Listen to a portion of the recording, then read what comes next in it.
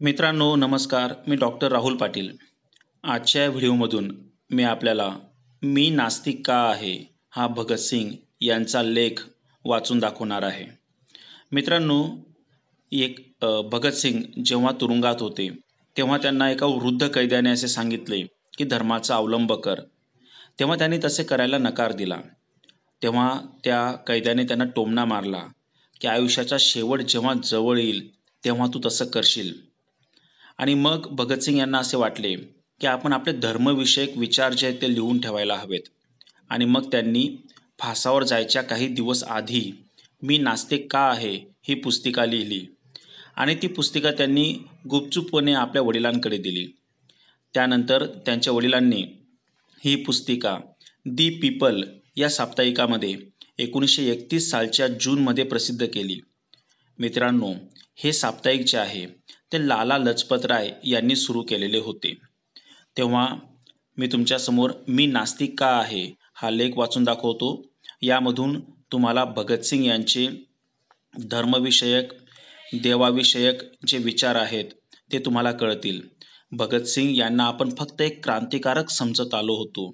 वयाच्या 23व्या वर्षी त्यांना फाशी दिली गेली, परंतु ते एक तत्त्वज्ञ सुद्धा होते. हे तुम्हाला या लेखावरून लक्षात येईल. एक नवा प्रश्न उपस्थित झाला आहे. सर्वशक्तिमान, सर्वव्यापी व सर्वज्ञ अशा ईश्वराच्या अस्तित्वावर माझा विश्वास नाही. या माझ्या पोकळ अहंकारातून तो निर्माण झाला आहे का? अशा प्रकारच्या प्रश्नाला मला कधीतरी तोंड द्यावे लागेल अशी कल्पना मी कधीच केली नव्हती. पण काही मित्रांशी केलेल्या संभाषणात अप्रत्यक्षपणे तसे सूचित झाले. माझ्या विशिष्ट मित्रांचा, ते माझे मित्र आहेत असा फार मोठा दावा मी जर करत नसेल तर माझ्याशी जो थोडाफार संपर्क आला आहे त्यावरून एक निष्कर्ष काढण्याकडे त्यांचा कल आहे. ईश्वराचे अस्तित्व मी नाकारतो हे त्यांच्या दृष्टीने फारच होते. तसेच अविश्वास दाखविण्याची माझी प्रवृत्ती म्हणजे एक पोकळ अभिमान आहे असे त्यांचे मत होते. तरी समस्या गंभीर आहे. मानवी स्वभावाची जी काही लक्षणे आहेत त्यांच्यापेक्षा मी वरचढ आहे अशी दरपोक्ती मी मारणार नाही. कोणीही त्यापेक्षा अधिक दावा करू शकत नाही. माझ्यातही ही कमजोरी आहे. वृथा अभिमान हा काही माझ्या स्वभावाचा भाग नाही. माझ्या कॉम्रेड्समध्ये मला एकाधिकार शहा म्हणून संबोधले जात होते. श्री बी के दत्तसारखा माझा स्नेही कधीतरी मला तसे म्हणायचा. काही विशिष्ट प्रसंगी जुलूमशहा म्हणून मला हाक मारली जायची. काही मित्र तक्रारी करत आणि त्या बाबतीत गंभीरही असत. मी जबरदस्तीने माझी मते दुसऱ्यांवर लादतो आणि माझे प्रस्ताव स्वीकारायला लावतो असे ते गंभीरपणे म्हणत. काही मर्यादेपर्यंत त्यात तथ्य आहे हे मी नाकारत नाही. इतर लोकप्रिय संप्रदायाच्या तुलनेत माझ्या संप्रदायात जेवढा आहे तेवढा वृथा अभिमान माझ्यातही आहे, पण तो वैयक्तिक स्वरूपाचा नाही. आमच्या संप्रदायात तो वाजवी अभिमान आहे आणि त्याला पोकळ अभिमान असे म्हणता येणार नाही असे देखील असू शकेल. वृथा अभिमान किंवा काटेकोरपणे सांगायचे तर अहंकार हा स्वतःबद्दलच्या गैरवाजवी अभिमानाचा अतिरेक आहे. अशा गैरअभिमानाने मला नास्तिकतेकडे वळवले किंवा त्या विषयाचा अतिशय काळजीपूर्वक अभ्यास केल्यानंतर व त्यावर फार विचार केल्यानंतर मी देवावरील अविश्वासापर्यंत आलो. हा एक प्रश्न आहे आणि मला त्याची इथे चर्चा करायची आहे. आत्मस्तुती व वृथा अभिमान या दोन वेगवेगळ्या गोष्टी आहेत हे मला प्रथम स्पष्ट करू द्या. पहिली गोष्ट म्हणजे गैरअभिमान किंवा गर्विष्ठपणा हा ईश्वरावर विश्वास ठेवण्याच्या माणसाच्या वाटेतील अडथळा कसा काय होऊ शकतो याचे आकलन करून घेण्यात मी पूर्णपणे अयशस्वी झालो आहे. माझी योग्यता नसताना मला थोडीफार लोकप्रियता प्राप्त झाली आहे किंवा त्यासाठी खरोखरच आवश्यक व अनिवार्य असणारे गुण माझ्यात नसताना मला ती मिळाली आहे असे जर काही असेल तरच खरोखरच थोर असणाऱ्या व्यक्तीची थोरवी मान्य करायला मी नकार देऊ शकतो. एवढे पटण्यासारखे आहे. पण ईश्वरावर विश्वास ठेवणारी व्यक्ती आपल्या वैयक्तिक वृथा अभिमानामुळे ईश्वरावर विश्वास ठेवण्याचे कसे काय थांबवते हे दोन प्रकारे होऊ शकते. त्यापैकी एक कारण म्हणजे आपण स्वतः प्रति ईश्वर आहोत असा विचार ती करत असेल तर, किंवा दुसरे म्हणजे आपण स्वतःच ईश्वर आहोत असा विश्वास ठेवायला तिने सुरुवात केली असेल तर. तसे घडणे शक्य आहे. पण या दोन्ही बाबतीत ती व्यक्ती खरीखुरी नास्तिक बनू शकत नाही. पहिल्या प्रकारात ते आपल्या प्रतिस्पर्ध्याचे अस्तित्व देखील नाकारत नाही. दुसऱ्या प्रकारात निसर्गातील सर्व हालचालींचे पडद्यामागे राहून मार्गदर्शन करणाऱ्या चेतनेचे अस्तित्व ती मान्य करते.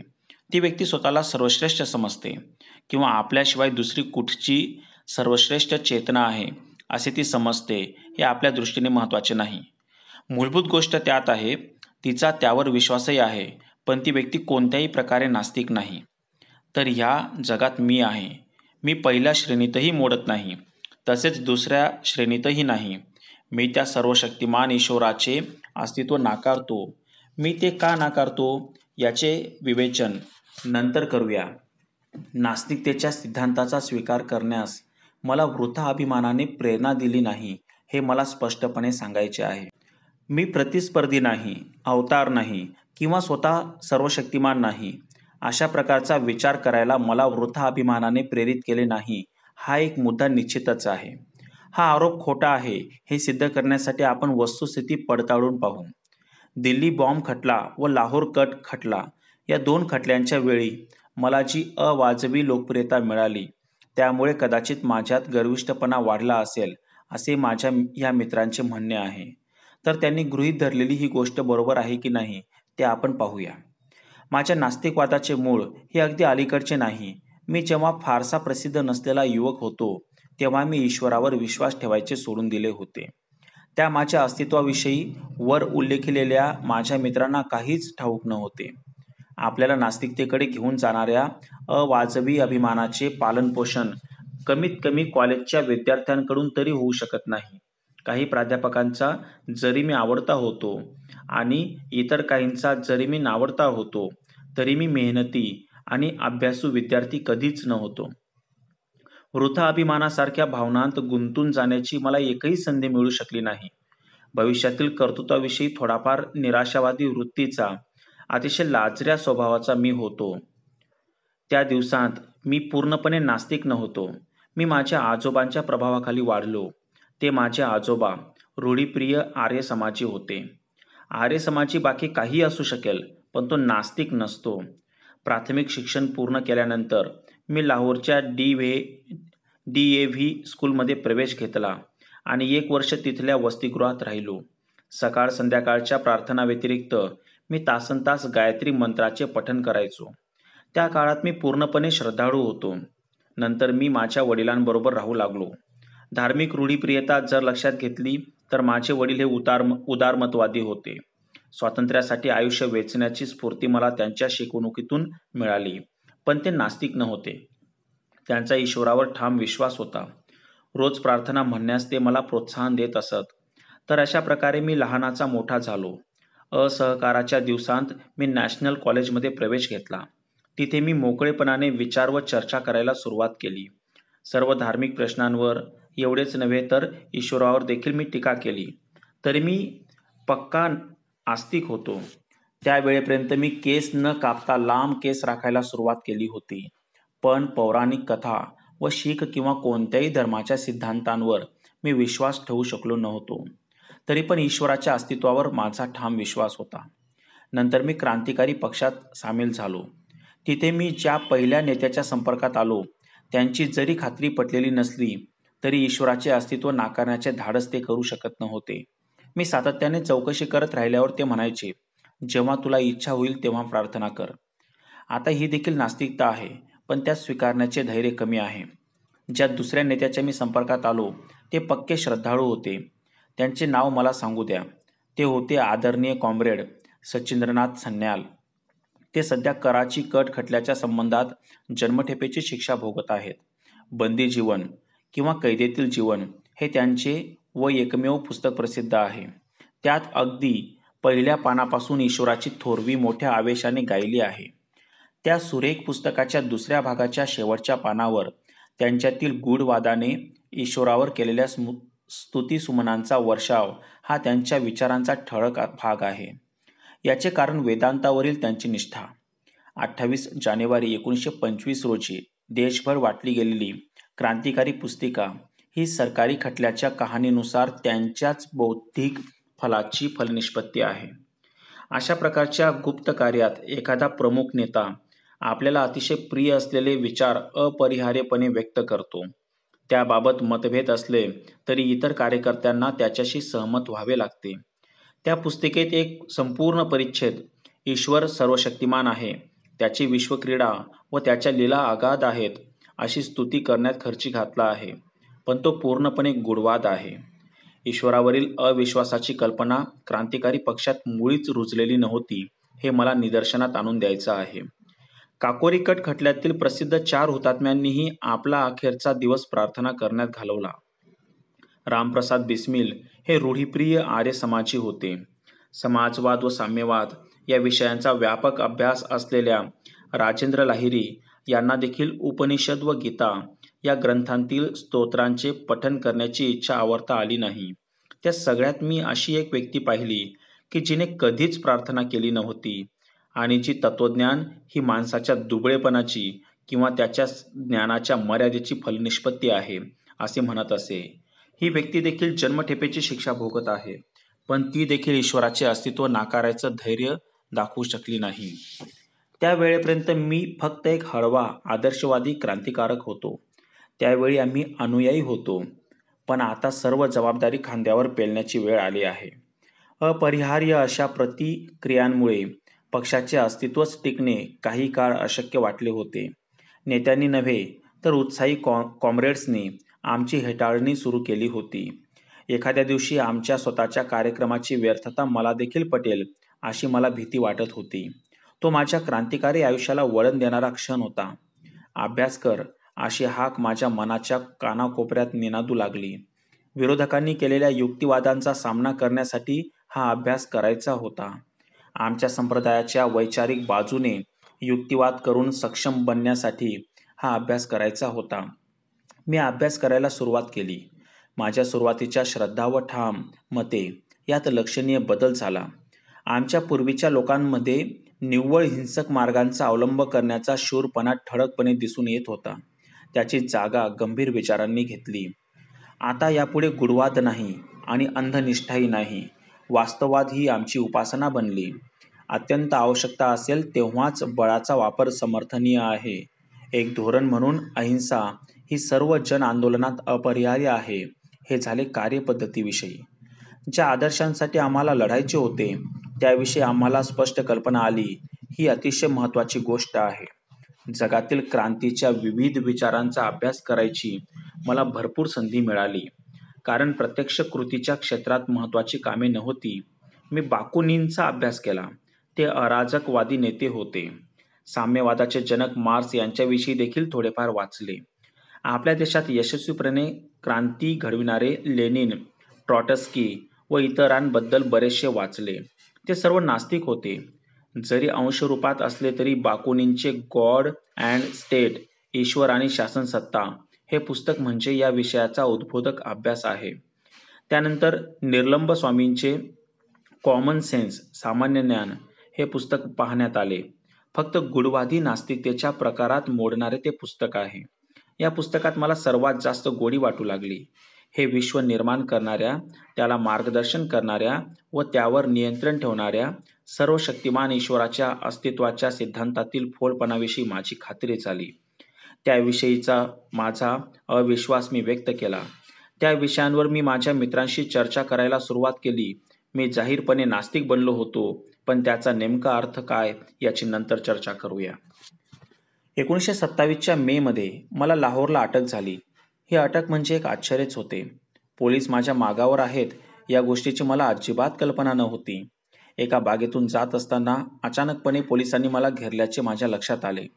त्या प्रसंगी मी अत्यंत शांत होतो याचे मला स्वतःलाच आश्चर्य वाटते. कसलीही संवेदना किंवा चलबिचल मला जाणवली नाही. मला पोलीस ठाण्यात नेण्यात आले. दुसऱ्या दिवशी मला रेल्वे पोलीस कोठडीत नेण्यात आले. तिथे मला पूर्ण 1 महिना काढायचा होता. काकोरी पक्षाशी आणि क्रांतिकारी चळवळींच्या इतर कार्यांशी माझा संबंध असल्याची माहिती पोलीस अधिकाऱ्यांना आधीपासून होती. असा अंदाज त्यांच्याशी झालेल्या संभाषणातून मला आला होता. त्यांनी मला सांगितले की जेव्हा लखनौमध्ये खटला चालू होता तेव्हा मी तिथे होतो. त्यांच्या सुटकेसाठी मी सल्लामसलत करून एक योजना आखली होती. त्यांची संमती मिळाल्यावर आम्ही काही बॉम्ब्स मिळवले.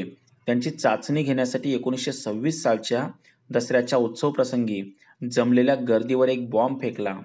माझ्या भल्यासाठी क्रांतिकारी पक्षाच्या हालचालींवर प्रकाश टाकणारे एखादे निवेदन मी केले तर मला कैदेत न टाकता उलट मला मुक्त केले जाईल आणि न्यायालयात माफीचा साक्षीदार म्हणून उभे न करता मला बक्षीसही दिले जाईल, असे त्यानंतर त्यांनी मला सांगितले. मी त्यांच्या प्रस्तावावर हसलो. तो सर्व भंपकपणा होता. आमच्यासारखे विचार करणारे लोक आपल्याच निष्पाप जनतेवर बॉम्ब फेकत नाहीत.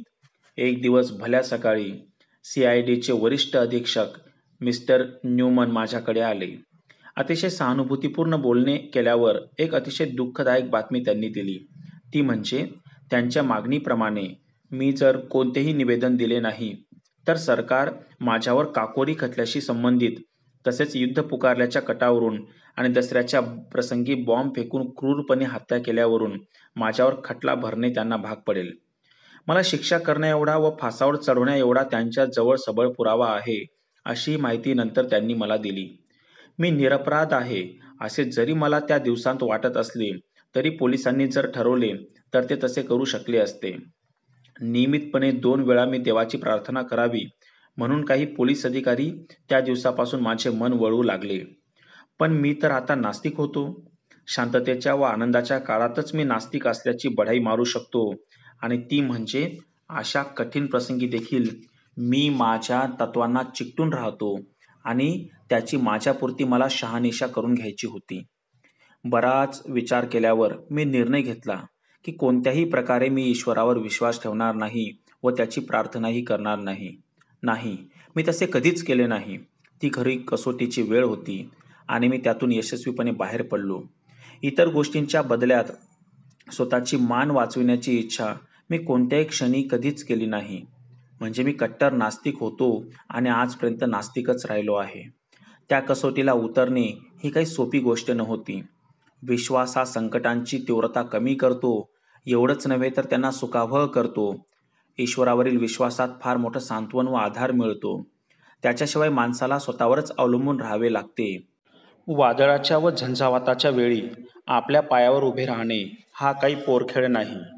कसोटीच्या अशा वेळी जर वृथा अभिमान असेल तर तो वाफेसारखा उडून जातो आणि माणूस सर्वसाधारण विश्वासाला ठोकरून लावण्याचे धाडस करू शकत नाही. पण जर त्याने ते केले तर आपल्यापाशी पोकळ गर्व नव्हे तर दुसरी कोणती तरी शक्ती आहे असा निष्कर्ष तो काढतो. आता माझी नेमकी तशीच अवस्था आहे. खटल्याचा निकाल काय लागेल हे अगोदरच चांगले ठाऊक आहे. एका आठवड्यातच निकाल जाहीर केला जाईल. एका ध्येयासाठी मी माझ्या जीवनाचा त्याग करीत आहे. या विचाराशिवाय दुसरे कोणते सांत्वन असू शकते? ईश्वरावर विश्वास ठेवणारा एखादा हिंदू आपला राजा म्हणून पुनर्जन्म होईल अशी अपेक्षा बाळगत असेल.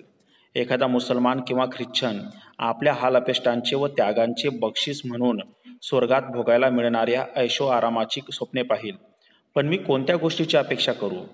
ज्या क्षणी माझ्या मानेभोवती फास आवळला जाईल आणि पायाखालची फळी काढली जाईल तो पूर्णविराम असेल, तो अंतिम क्षण असेल हे मला ठाऊक आहे.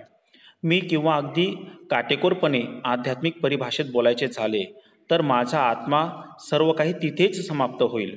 नंतर काहीच उरणार नाही. गौरवशाली शेवट नसणारे व संघर्ष करणारे छोटेसे आयुष्य हेच एक बक्षीस असेल. जर त्या दृष्टीने पाहायचे धैर्य जर माझ्यात असेल तर तसाच विचार करणे शक्य आहे. बस एवढेच. माझ्याकडे दुसरे काही करण्यासारखे नव्हते म्हणून स्वार्थी हेतू न बाळगता किंवा इहलोकी वा परलोकी फळाची अपेक्षा न ठेवता अगदी निरीच्छपणे मी माझे आयुष्य स्वातंत्र्याच्या ध्येयासाठी समर्पित केले. ज्या दिवशी आपल्याला मानवजातीची सेवा व यातनाग्रस्त मानवतेचा उद्धार सोडून दुसऱ्या कोणत्याही गोष्टीसाठी आपले आयुष्य समर्पित करू शकत नाही अशा मनोवृत्तीचे पुरुष व स्त्रिया मोठ्या संख्येने आढळतील, तो दिवस स्वातंत्र्ययुगाची नांदी ठरेल. या जन्मी किंवा पुढच्या जन्मी राजा होण्याची किंवा मृत्यूनंतर स्वर्गात इतर कोणतेही बक्षीस मिळण्याची अपेक्षा न ठेवता मानवजातीच्या मानेवरील गुलामगिरीचे जू उलथून टाकण्यासाठी आणि स्वातंत्र्य प्रस्थापित करण्यासाठी त्यांना जुलमी सत्ताधीशांना, पिळवणूक करणाऱ्यांना व शोषण करणाऱ्यांना आव्हान द्यावे लागेल.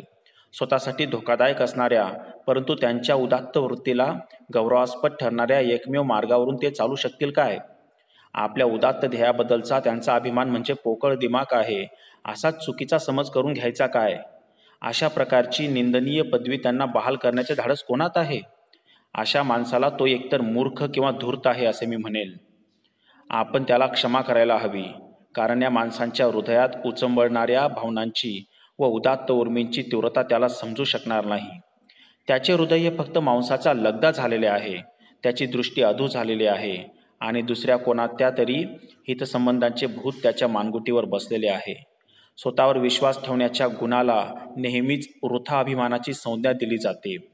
हे दुःख व कीव करण्यासारखे आहे, पण त्याला कोणता इलाज आहे? तुम्ही जा आणि प्रचलित असलेल्या एखाद्या धर्माला विरोध करा. तुम्ही जा आणि एखाद्या हिरो समजल्या जाणाऱ्या व्यक्तीला, थोर विभूतीला विरोध करा. पण तुमच्या युक्तिवाद करण्याच्या सामर्थ्यामुळेच तुम्ही वृथा अभिमानी आहात असा आक्षेप घ्यायला अनेकांना भाग पडेल. याचे कारण तो हिरो किंवा ती थोर विभूती टीका करण्यापलीकडे आहे व त्या कधीच चूक करू शकत नाहीत असा सर्वसाधारण समज असतो. मानसिक साचलेपणामुळे असे होते. टीका व स्वतंत्रपणे विचार करणे हे क्रांतिकारकाजवळ असणारे दोन अनिवार्य गुण आहेत. कारण महात्माजी थोर आहेत म्हणून त्यांच्यावर कोणीही टीका करू नये. त्यांना उच्च पद मिळाले आहे म्हणून ते राजकारण असो वा धर्म असो, अर्थशास्त्र असो वा नीतिशास्त्र असो, याबाबत ते जे काहीही म्हणतात ते सर्व बरोबर आहे. तुम्हाला पटो अथवा न पटो, होय ते खरे आहे असे तुम्ही म्हटलेच पाहिजे. हे मनोवृत्ती प्रगतीला पोषक असत नाही, किंबहुना ती प्रतिक्रियावादी किंवा प्रतिगामी असते. आपल्या पूर्वजांनी एका सर्वोच्च आत्म्यावर, सर्वशक्तिमान ईश्वरावर श्रद्धा ठेवून ती जोपासली होती. म्हणून जो कोणी या श्रद्धेच्या सच्चेपणाला आव्हान देईल किंवा त्या सर्व शक्तिमानाच्या अस्तित्वाविषयी शंका घेईल त्याला धर्मभ्रष्ट, विश्वासघातकी म्हटले जाईल. अशा व्यक्तीचे युक्तिवाद प्रतिवाद करून खोडून काढता येत नसतील आणि ईश्वराच्या कोपाने त्याच्यावर काही आपत्ती कोसळेल अशी भीती दाखवून ते दाबून टाकता येत नसतील तर अशी व्यक्ती वृथाभिमानी आहे, त्याची मनोवृत्ती बढाईखोर आहे अशी त्याची निंदा नालस्ती केली जाईल. मग या निष्फळ चर्चेत वेळ घालवण्यात काय अर्थ आहे? या सर्व गोष्टींबद्दल युक्तिवाद करण्याचा प्रयत्न का करायचा? सर्वसामान्य जनतेसमोर हा प्रश्न पहिल्यांदाच उपस्थित झाला आहे आणि पहिल्यांदाच तो वास्तविकपणे हाताळला जात आहे. म्हणून ही दीर्घ चर्चा करणे आवश्यक आहे. पहिल्या प्रश्नाच्या बाबतीत सांगायचे तर वृथा अभिमानामुळे मी नास्तिकतेकडे वळलो नाही, ही गोष्ट मला वाटते स्पष्टपणे सांगायला हवी. माझी युक्तिवाद करण्याची पद्धत पटणारी आहे की नाही हे वाचकांनी ठरवायचे आहे, मी नव्हे. सध्याच्या माझ्या परिस्थितीत माझा जर ईश्वरावर विश्वास असता तर माझे जीवन सुसह्य झाले असते. माझ्या मनावरचा भार कमी झाला असता आणि त्याच्यावर माझा विश्वास नसल्यामुळे एकूण वातावरणच अत्यंत रुक्ष व परिस्थिती अतिशय बिकट होईल असे म्हटले जाईल, हे मला ठाऊक आहे. थोड्याशा गूढवादाच्या स्पर्शाने त्याला काव्यमय बनवता येईल, पण माझ्या प्राक्तनाला सामोरे जाताना अशा प्रकारच्या उन्मादाची मला मदत नको. मी वास्तववादी आहे. बुद्धीच्या मदतीने माझ्या अंतःप्रवृत्तीवर मात करण्याचा मी प्रयत्न करत आहे, पण ते साध्य करण्यात मला नेहमीच यश मिळाले आहे असे नाही. पण प्रयत्न करणे, धडपड करणे हे माणसाचे कर्तव्य आहे. यश हे संधीवर व आजूबाजूच्या परिस्थितीवर अवलंबून आहे. दुसऱ्या प्रश्नाच्या बाबतीत सांगायचे तर जर वृथा अभिमान नव्हता तर ईश्वराच्या अस्तित्वावर, पुरातन काळापासून आजही प्रचलित असलेल्या ईश्वराच्या अस्तित्वावर श्रद्धा नसण्याचे काही ना काही कारण असले पाहिजे. बरोबर. आता मी त्याकडे वळतो. ज्या माणसाकडे उपयोगात आणण्यासारखी तर्कशक्ती आहे तो आपल्या सभोवतालच्या परिस्थितीचा नेहमीच तर्कशक्तीने अर्थ लावण्याचा प्रयत्न करतो असे मला वाटते. जिथे सबळ पुरावा उपलब्ध नसतो तिथे तत्वज्ञान महत्त्वाचे कार्य बजावत असते. माणसाच्या दुबळेपणातून तत्वज्ञानाची फलनिष्पत्ती झाली आहे असे आमचे क्रांतिकारक मित्र म्हणत असत, हे मी अगोदरच सांगितले आहे. या जगाचे रहस्य, त्याचा भूत, वर्तमान व भविष्यकाळ, तसेच ते का व कसे निर्माण झाले यांसारख्या प्रश्नांची उकल करण्याचा आपल्या पूर्वजांजवळ वेळ होता तेव्हा त्यांच्याजवळ प्रत्यक्षदर्शी पुराव्यांची फारच उणीव होती. त्यामुळे प्रत्येकाने आपापल्या पद्धतीने त्यांची उकल करण्याचा यत्न केला. त्यामुळे वेगवेगळ्या धर्मांच्या मूलतत्वांमध्ये आपल्याला बराच फरक दिसून येतो. कधी कधी हा फरक अत्यंत परस्पर विरोधाचे व संघर्षाचे रूप धारण करतो. पौरात्य व पाश्चात्य तत्वज्ञानातच फरक आहे असे नाही, तर या भूगोलार्धातील विविध विचार प्रणालीतही फरक आहे. पौरात्य धर्मांच्या बाबतीत सांगायचे तर इस्लाम व हिंदू धर्मात मुळीच एक वाक्यता नाही. खुद्द भारतातही बुद्ध व जैन धर्म हे ब्राह्मण धर्मापेक्षा फारच वेगळे आहेत. पुन्हा ब्राह्मण धर्मातही आर्य समाज व सनातन धर्मामध्ये परस्पर विरोधी प्रवाह आहेत. चार्वाक हा प्राचीन काळातील पुन्हा एक स्वतंत्र तत्वज्ञ आहे. प्राचीन काळातही त्याने ईश्वराच्या अधिकाराला आव्हान दिले होते.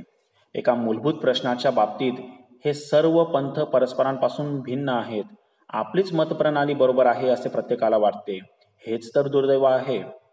त्याऐवजी जर आपण प्राचीन काळातील विद्वान व विचारवंत यांनी केलेले प्रयोग व विचारधारा यांना भावी काळातील अज्ञानविरोधी लढ्यात आधार बनवला पाहिजे आणि ह्या गूढवादी समस्येची सोडवणूक करण्याचा प्रयत्न केला पाहिजे.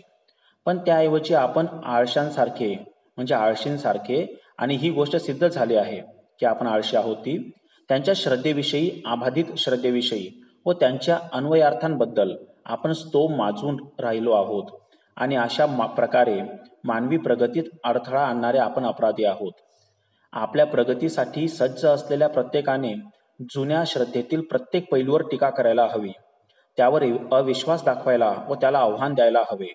प्रचलित श्रद्धेचा प्रत्येक कानाकोपरात त्याने तर्काच्या आधारे शोधून काढायला हवा. त्याची चिकित्सा करायला हवी. विवेकदृष्ट्या बराच विचार केल्यावर जर त्याला एखाद्या सिद्धांतावर किंवा तत्वज्ञानावर विश्वास ठेवावासा वाटला तर त्याच्या श्रद्धेचे आपण स्वागत करायला हवे. त्याची तर्कपद्धती अर्थविपर्यायसी, चुकीची, गैरसमजावर आधारलेली व काही वेळा आभासात्मक असू शकेल, पण त्याच्या विचारांत सुधारणा होऊ शकते, कारण विवेक हाच त्याच्या जीवनाचा वाटाड्या आहे. पण निव्वळ श्रद्धा व अंधश्रद्धा या धोकादायक आहेत. त्या त्याच्या मेंदूला शैथिल्य आणतात आणि माणसाला प्रतिगामी बनवतात. जो माणूस स्वतःला वास्तववादी म्हणवतो त्याने एकूणच प्राचीन श्रद्धांना आव्हान द्यायला हवे. जर विवेकाच्या हल्ल्यापुढे त्या टिकू शकल्या नाहीत तर त्या कोसळून पडतील. तेव्हा सर्वात पहिली गोष्ट त्याने करायला हवी ती म्हणजे सर्व प्राचीन श्रद्धांचा पूर्णपणे निपात करायला हवा आणि नव्या तत्वज्ञानाच्या उभारणीसाठी त्याला अवकाश स्पष्ट करायला हवा. ही झाली नकारात्मक बाजू. जेव्हा सकारात्मक उभारणीला सुरुवात होते तेव्हा पुनरुभारणीसाठी काही वेळा जुन्या श्रद्धांतील सामग्रीचा उपयोग केला जाऊ शकतो. माझ्या बाबतीत सांगायचे तर मला प्रथम एक गोष्ट मान्य करायला हवी आणि ती म्हणजे या मुद्द्याविषयी मी फारसा अभ्यास करू शकलो नाही. पौरात्य तत्वज्ञानाचा अभ्यास करण्याची माझी फार इच्छा होती, पण मला तशी संधी व वाव कधी मिळाला नाही. पण जोपर्यंत आपण नकारात्मक बाजूचा अभ्यास करत आहोत तोपर्यंत जुन्या श्रद्धांच्या भरभक्कमपणाविषयी प्रश्न विचारणा इतपत माझी खात्री झाली आहे. निसर्गातील घडामोडींना दिशा दाखवणारी व मार्गदर्शन करणारी कोणतीही सर्वश्रेष्ठ शक्ती अस्तित्वात नाही याविषयी माझी खात्री पटली आहे. आमचा निसर्गावर विश्वास आहे आणि माणसाच्या सेवेसाठी निसर्गावर प्रभुत्व संपादन करणे हे संपूर्ण पुरोगामी चळवळीचे ध्येय आहे. याला दिशा देण्यासाठी एखादी चैतन्यमयी शक्ती निसर्गाच्या मागे नाही हे आमचे तत्वज्ञान आहे. आता नकारात्मक पैलूची गोष्ट तर त्या संदर्भात आम्ही आस्तिकांना काही प्रश्न विचारतो. पहिला प्रश्न, तुमच्या श्रद्धेनुसार जर ही पृथ्वी किंवा हे विश्व त्या सर्वव्यापी, सर्वज्ञ व सर्वशक्तिमान अशा ईश्वराने निर्माण केलेले असेल तर ते त्याने का निर्माण केले हे कृपा करून मला सांगाल काय? दैन्य व यातनांनी भरलेलं हे जग असंख्य शोकांतिकांची सतत बदलणारी पण चिरंतन गुंफण आहे. एकही प्राणी मात्र त्यात पूर्णपणे समाधानी नाही. हाच त्याचा कायदा आहे असे कृपा करून सांगू नका. जर तो कोणत्याही कायद्याने बांधलेला असेल तर मग सर्वशक्तिमान असू शकत नाही. तो आपल्यासारखा दुसरा एक गुलाम आहे. आनंद उपभोगण्याची ही त्याची पद्धत आहे असे कृपा करून सांगू नका. नीरोने एक रोम जाळले व त्याची राख केली. त्याने फार थोडी माणसे मारली. त्याने फारच थोड्या शोकांतिका निर्माण केल्या. अर्थात ते सर्व त्याने आनंद उपभोगण्यासाठी केले. पण इतिहासकार कोणत्या नावांनी त्याचा उल्लेख करतात? सर्व विषारी विशेषणांचा त्याच्यावर वर्षाव होत असतो. जुलमी, हृदयशून्य, सैतान अशा शब्दांनी नीरोची निर्भत्सना करणाऱ्या लेखनाने पानेच्या पाने भरली आहेत. आपल्या आनंदासाठी एका चंगीज खानाने हजारो जणांचे प्राण घेतले आणि आज आम्ही त्याच्या नावाचा तिरस्कार करतो. तर मग एक दिवशी दर तासाला व दर मिनिटाला अगणित शोकांतिका घडवलेल्या आणि अजूनही घडवत असलेल्या तुमच्या त्या सर्वशक्तिमान चिरंतन नीरोचे समर्थन तुम्ही कसे करणार? दर क्षणी चंगीज खानालाही मागे टाकणाऱ्या त्याच्या दुष्कृत्याचे तुम्ही कसे काय समर्थन करणार आहात? जे जग खरोखरच नरक आहे, सततच्या कटू असंतोषाचे स्थान आहे, असे जग त्याने निर्माणच का केले असे मी विचारतो. माणूस निर्माण न करण्याची शक्ती तर त्या सर्वशक्तिमानाकडे होती. तर त्याने माणसाची निर्मिती का केली? या सर्वांचे समर्थन कसे काय करणार? यातना सोसणाऱ्या निष्पाप माणसांना पुढील जन्मी बक्षीस देण्यासाठी आणि दुष्कृत्य करणाऱ्यांना शिक्षा करण्यासाठी त्यांनी हे जग निर्माण केले आहे, असे तुम्ही म्हणणार आहात? ठीक आहे, ठीक आहे. एखादा माणूस नंतर तुम्हाला मुलायम व सुखकारक मलम लावण्यासाठी तुमच्या शरीराला जखमा करण्याचे धाडस करतो. अशा माणसाचे तुम्ही कोठवर समर्थन करणार आहात? भुकेलेल्या चवताळलेल्या सिंहांपुढे माणसे फेकायची आणि हिंस्र पशूच्या तावडीतून त्यांनी आपला जीव वाचवला तर त्यांची शुश्रूषा व काळजी घ्यायची. अशा ग्लॅडिएटर प्रथेच्या संस्था स्थापन करणाऱ्यांचे व त्याला पाठिंबा देणाऱ्यांचे हे काम कितपत समर्थनीय होते? त्या जाणत्या सर्वशक्तिमानाने हे जग व त्यातील माणूस का निर्माण केला, असा प्रश्न म्हणूनच मी विचारतो. आनंद उपभोगण्यासाठी? तर मग त्याच्यात व निरोध काय फरक आहे? मुसलमान व ख्रिश्चन बांधवांनो, हिंदू तत्वज्ञान हे आणखी काही ना काही युक्तिवाद करतच राहील. वर विचारलेल्या प्रश्नाला तुमच्याजवळ काय उत्तर आहे? तुम्ही पूर्वजन्मावर विश्वास ठेवत नाही. हिंदूंप्रमाणे यातना भोगणाऱ्या निष्पाप माणसांच्या पूर्वजन्मातील दुष्कृत्ये असा तुम्ही युक्तिवाद करू शकत नाही. शब्दांतून जग साकार करायला त्या सर्वशक्तिमान ईश्वराने 6 दिवसांचा खटाटोप का केला आणि प्रत्येक दिवशी सर्व काही ठीक आहे असे का म्हटले, असे मी तुम्हाला विचारतो. त्या सर्वशक्तिमानाला आज बोलवा, त्याला मागील इतिहास दाखवा, त्याला सध्याच्या परिस्थितीचा अभ्यास करू द्या. मग आपण सर्व काही ठीक आहे असे म्हणण्याचे तो धाडस करू शकतो का ते पहा.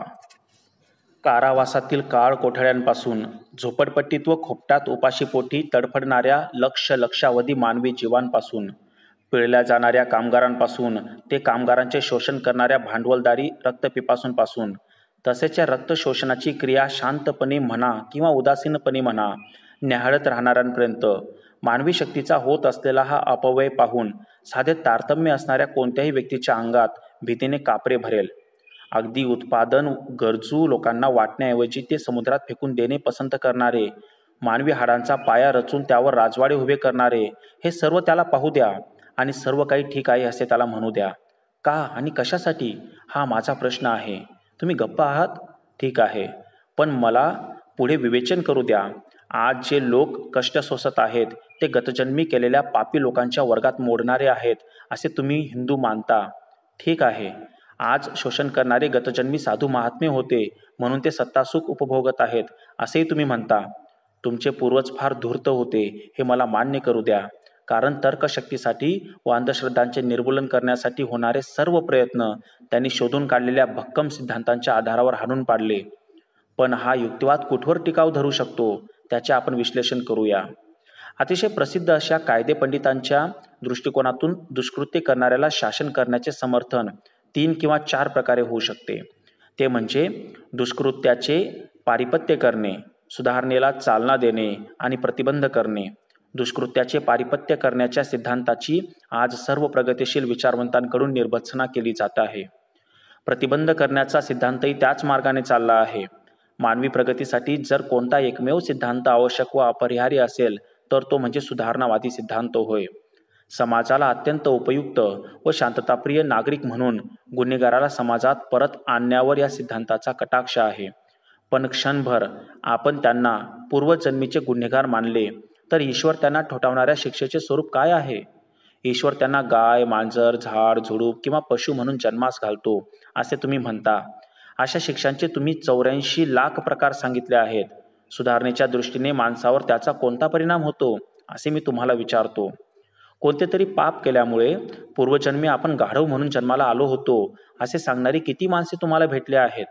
एकही नाही. तुमच्या पुराणातील दाखले देऊ नका. तुमच्या पुराण कथांचा परामर्श घ्यायला मला जराही सवड नाही. शिवाय गरीब असणे हे जगातील सर्वात मोठे पाप आहे हे तुम्हाला ठाऊक आहे. काय? गरिबी हे देखील पाप आहे? ती शिक्षा आहे. अधिक गुन्हे करण्यास भाग पाडील असे शिक्षेचे प्रकार सुचवणाऱ्या गुन्हाशास्त्रज्ञांची, कायदेपंडितांची किंवा कायदे करणाऱ्याची तुम्ही कुठवर प्रशंसा कराल असे मी तुम्हाला विचारतो. तुमच्या ईश्वराने हा विचार अगोदर केला नव्हता का की त्यालाही अनुभवातून हे सर्व शिकायचे होते? पण ते देखील मानवजातीला सोसाव्या लागणाऱ्या अपरंपार यातना सहन करण्याच्या बदल्यात? एखाद्या चांभार किंवा मेहतराच्या गरीब व अशिक्षित कुटुंबात जन्म घेणाऱ्या माणसाच्या नशिबात काय लिहिलेले असते असे तुम्हाला वाटते? तो गरीब आहे, म्हणून शिकू शकत नाही. एखाद्या उच्च जातीत जन्मल्यामुळे स्वतःला श्रेष्ठ समजणाऱ्या इतर माणसांकडून त्याचा तिरस्कार केला जातो. तसेच त्याला दूर ठेवले जाते. त्याचे अज्ञान, त्याची गरिबी व त्याला मिळणारी वागणूक यामुळे त्याच्या मनात समाजाविषयी कटुता निर्माण होते. समजा त्याने एखादे पाप केले तर त्याचे परिणाम कोण भोगणार? ईश्वर, तो स्वतः की समाजातील विद्वान? मग्रूर व अहंकारी ब्राह्मणांकडून त्यांना जाणीवपूर्वक अज्ञानी ठेवण्यात आले. तुमच्या वेद इत्यादी पवित्र ग्रंथातील काही वाक्य ऐकली म्हणून त्यांच्या कानात वितळलेल्या शिष्याची धार ओतण्याची, नुसते शिसे नव्हे शिक्षा देण्यात आली. त्यांना शिक्षा करण्याच्या बाबतीत तुम्हाला काय म्हणायचे आहे? अशा मंडळींनी जर एखादा गुन्हा केला तर त्यासाठी कोणाला जबाबदार धरायचे आणि त्याचे दुष्परिणाम कोणी सहन करायचे? माझ्या प्रिय मित्रांनो, हे सिद्धांत म्हणजे विशेषाधिकार मिळालेल्या लोकांनी शोधलेल्या युक्त्या आहेत. या सिद्धांतांच्या आधारेच बळकावलेली सत्ता, संपत्ती व श्रेष्ठत्व यांचे समर्थन ते करतात. होय, बहुधा अपटॉन सिन्क्लेअरनेच कुठेतरी लिहून ठेवले आहे की माणसाला फक्त अमरत्वावर विश्वास ठेवायला सांगा आणि मग त्याची सर्व संपत्ती व मालमत्ता खुशाल लुबाडा. अजिबात कुरकुर न करता तो या कामात तुम्हाला मदत करील. धर्मोपदेशक व सत्ताधीश यांच्या युतीनेच तुरुंग, वधस्तंभ, फटके मारण्याचा चाबूक व हे सिद्धांत जन्माला घातले आहेत. जेव्हा एखादा माणूस पाप किंवा गुन्हा करतो तेव्हा तुमचा सर्वशक्तिमान ईश्वर त्याला त्यापासून का परावृत्त करत नाही, असे मी विचारतो. असे करणे त्याला सहज शक्य आहे. त्याने युद्धपिपासू सत्ताधीशांना का ठार मारले नाही किंवा त्यांच्यातील उर्मी का गाडून टाकली नाही? तसे त्याने केले असते तर महायुद्धामुळे मानवजातीवर कोसळणारी आपत्ती त्याला टाळता आली असती. भारताला मुक्त करण्यासाठी तो तशा प्रकारची भावना ब्रिटिशांच्या मनात का निर्माण करत नाही?